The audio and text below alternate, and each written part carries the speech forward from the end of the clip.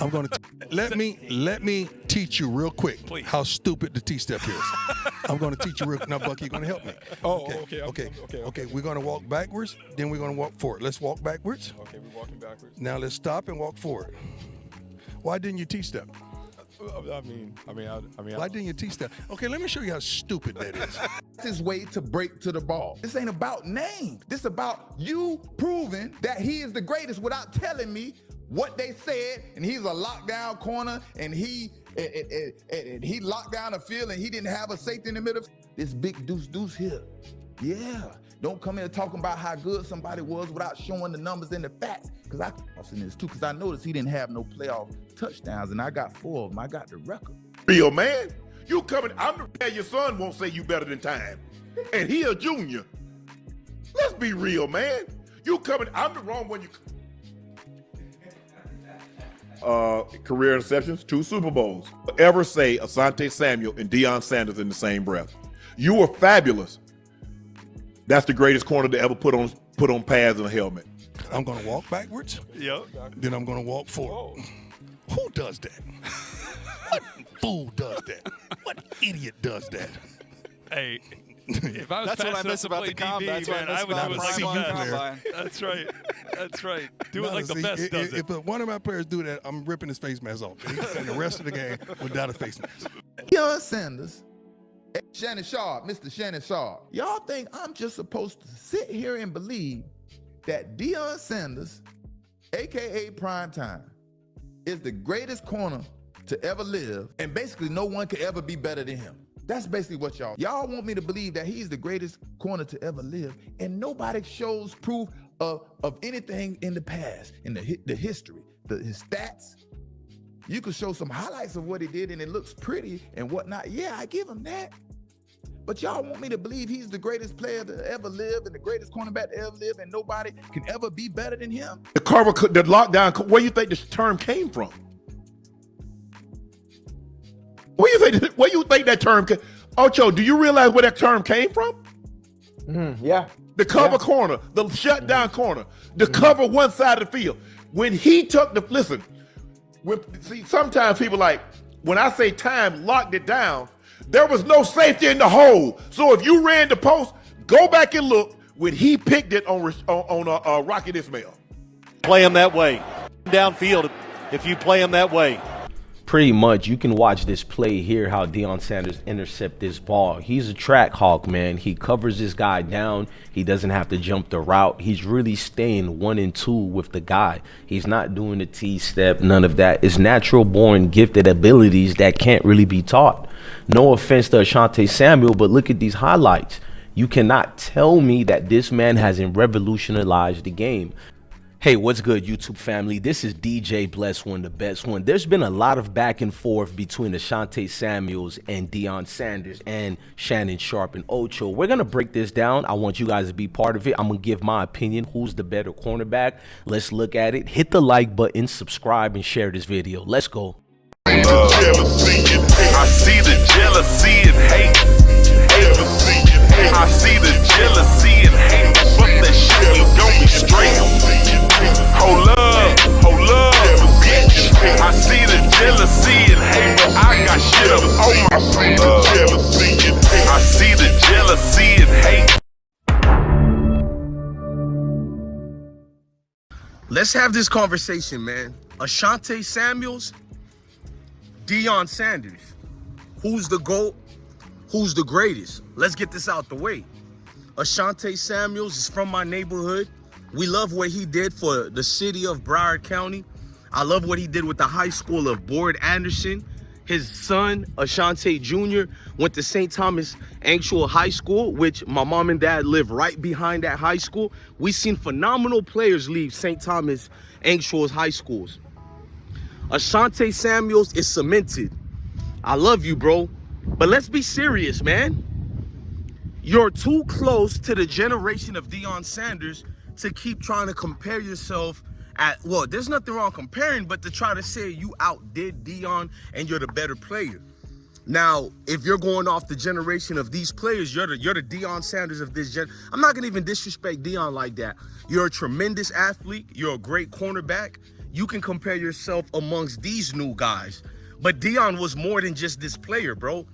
You cannot be the same. Like, listen, I got a lot of respect for Asante, admiration. I'm from South Florida. We're the homes of the top football players. I don't care what nobody say. Much love to Georgia, California, and Texas. I think those particular states got an argument with me. But everybody else, you know what it is with South Florida. But let's just be real. Deion a Florida boy too.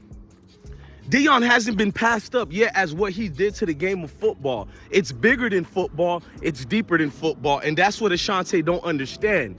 Before I break it down and prove my point, let me let the plane. We got that Sean Lewis, our former offensive coordinator.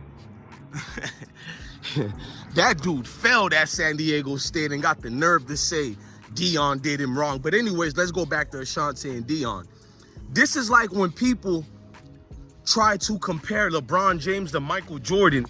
I feel disrespected because I be like, we're still in arguments with, gotta understand, they're still trying to compare Michael Jordan and LeBron James. I be sitting back like, what about Kobe Bryant? We're still in a debate. Is Kobe better than Jordan? When did LeBron pass all of them? No, we're being honest here, man. It's disingenuous for people to have inflated stats and then compare it to other greats who had a bigger impact in a different way. And I love LeBron James, but we can't do that here, man. And it's the same thing with Asante. Listen, when I'm 60 years old, I'll be fair, when I'm like 55 years old, we can get in that debate with LeBron and Michael Jordan. When I'm 55 years old, we can get in that debate with Asante Samuels and Deion Sanders, but it's just too soon, bro. I know people is gonna say it don't make sense, but listen, there's a certain mystique and an aura, or how do the French say it, a je ne sais quoi about certain individuals who we give this GOAT status label to. I mean, Eli Manning is going to be inducted into the Hall of Fame. That's all you gotta know about people's GOAT status and X, Y, and Z. They keep telling me, Eli Manning, he got 2 Super Bowls. And I always have to correct these people. No, bro, he doesn't have, I mean, he has 2 Super Bowls, but his team won 2 Super Bowls. He helped, but don't make it look like he was Joe Montana, Dan Marino, like knock it off. Jalen Hurts has played far better as an NFL quarterback than an Eli Manning. If Eli Manning didn't have that last name, they would have got him out of New York Giants a long time ago. But he's from a family of royalty, which I'm not mad at. Deion kids, you know, they don't get the same treatment, and we know why, but I'm not getting into that. I'm not mad at the Manning family being treated as a royalty because I actually like Peyton Manning. I like Ark Manning. I like Archie. I don't really like Eli. I liked him in college when he played for Ole Miss. But Asante, listen, let me break it down to you. You were phenomenal at jumping routes because I seen this is what people are bringing up. Now, Shannon Sharpe, I wanted to say he was disrespectful, but not really because it's Deion Sanders we're talking about here. Nobody is disrespectful if they say Deion is by far the better player and athlete. Listen, Asante, you were great at jumping routes. That was the mystique about you, how you can track the ball. You were a ball hawk, but not in the way that Deion was, because Deion didn't have to jump the routes. He did it sometimes, but his athletic gifts basically gave him the skills to be patient, the skills to run the routes with the receiver where he doesn't have to cost his team by jumping a route. What do I mean about that? When you jump routes, it's a dangerous situation because if it works out, then you got to pick 6 or at least a clean interception with a lot of total yardage as well. That's what jumping routes give you. But if you miss after jumping the route, bro, you just cost your team either a touchdown or a large yardage of gain for the other opponent. And that's the liability with cornerbacks who love jumping routes. Asante, I've seen so much times you jump routes where your guys beat you, bro, because you jumped the route. It's not that you couldn't cover them. You can cover pretty well, but you're a greedy cornerback. And I can't really draft greedy cornerbacks. I don't care if they got 55 interceptions after their career ends. When did those interceptions come? At what point did it generate actual wins? Now, some of yours did, but let's just be real. Getting interceptions during down times or when you were down. In fact, I don't even want to do that because it sounds like I'm just diminishing your worth, and I'm not trying to do that. I'm just comparing the two between you and Deion. Now, if we compare Asante Samuels with Darrelle Reeves, then we can literally not generalize too much and come up with the concept of, you know what? He has a reason where he is better than Darrelle Reeves. Everybody talked about Reeves Island and all that. I think Asante Samuel is a better, superior athlete and a better player and cornerback in a position than Darrelle Reeves. We can do that argument because his work shows and stands out for it. But if we're comparing the two between him and Deion, I just proven my point, bro. Jumping routes look beautiful for this new generation. But back in the days, it cost teams a lot. And you try doing that weird type of activity in this NFL, with these far better quarterbacks. I'm sorry. I love the quarterbacks we got of today. Your Josh Allens, your Lamar Jacksons. You can't jump routes, bro. All these quarterbacks got a good arm. They keep telling you this quarterback doesn't have an arm, that quarterback has an arm. Listen, these kids have been training even more earlier than our quarterbacks of our generation. They're going to camps at 9 years old, 8 years old. My son and them, one of my sons doesn't even like football, but I make him play until he's old enough, you know, to get in shape and all that. And then when he wants to quit, he can quit. But they're 6 years old going to spring training and all that. These kids are more advanced, man. That jumping route crap doesn't work like that. I do not want my cornerbacks jumping routes, because when you have to keep jumping routes, it doesn't tell me that you're this skilled athlete that we have to praise. It tells me you don't have confidence in your legs and your skills with your hands to cover this wide receiver. So therefore, I'm not fast like the wide receiver. I'm not skilled like him. So I have to jump the route in order to have an advantage of him. You know what? If I'm a wide receiver, I would love the fact if you're a cornerback who jumps routes, because it'll be easy to fool you, bro. This isn't 2003 anymore. I'm not going to do like everybody else and call you out for dropping an interception. That's insane. They're trying to blame the Super Bowl loss on you. Well, that's not insane, because if you did catch the interception, you know the rest. But I'm not going to get into that. We're just particularly speaking on Deion Sanders and Asante Samuels. And he's from my hometown, bro. He gives back to the community. He does all that. So we're not talking about his character or nothing like that. We're talking about the game of football. I didn't even bring up the other factors involved. I'm trying to be fair and keep it with football. But if we have to bring the other domino effects, Deion Sanders was a game changer. He never had to have an interception when he stepped on that field in high school, when he stepped on that field in college for Florida State, or well, high school, he went to Fort Myers High School, where Noel Devine went to, and a lot of NFL greats. But he didn't have to do that also with all the teams he played for, the Cowboys, Atlanta, San Francisco, Baltimore Ravens, even when he was old and went to Washington Redskins with one toe or whatever. Deion Sanders has an effect that you can't teach, bro. I'm not trying to be rude to Asante Samuels. If most cornerbacks who are skilled and they take the Asante Samuels route, they too can average 55 interceptions in their career. But at what cost?